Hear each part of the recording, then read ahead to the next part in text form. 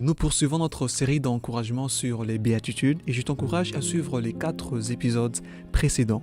Les béatitudes sont des attitudes très importantes pour un enfant de Dieu car elles nous font vivre la vraie justice selon Dieu et non pas la justice qui ressemble à celle des pharisiens et des scribes. La vraie justice selon Dieu est celle d'une personne qui est affamée et assoiffée d'être juste et en accord avec Dieu.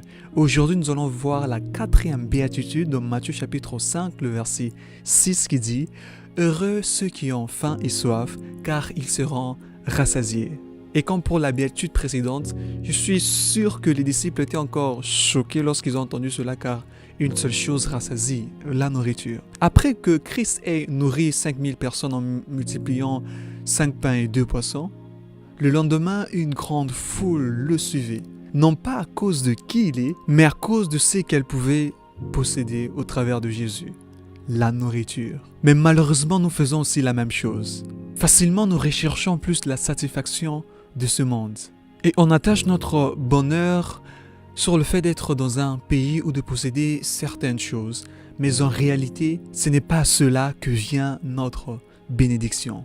Notre bénédiction et notre satisfaction vient du fait qu'au-delà d'avoir faim et soif physiquement, nous avons faim et soif à la chose la plus importante pour notre vie. Rechercher à être toujours juste avec Dieu. L'apôtre Paul dit dans Romains chapitre 7 que « Je ne fais pas le bien que je veux faire, et je fais le mal que je ne veux pas faire. » Il continue en disant « Je trouve donc en moi une loi.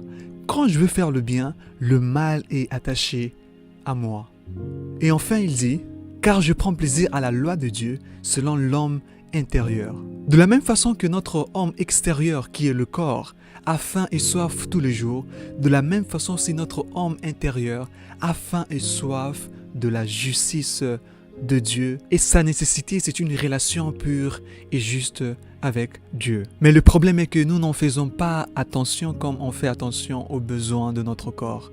Christ a dit dans Matthieu 6, 33 de rechercher premièrement le royaume et la justice de Dieu et le reste nous sera donné par-dessus tout. Bien-aimé, laisse-moi t'encourager qu'il y a plus en Christ que ce que tu es en train de rechercher. Dieu a tout ce qu'il faut pour te satisfaire et pour te rendre heureux. Et je t'encourage par cette béatitude à prioriser d'abord ta faim et ta soif spirituelle et Dieu prendra soin de toi comme il prend soin de l'herbe des champs et des oiseaux.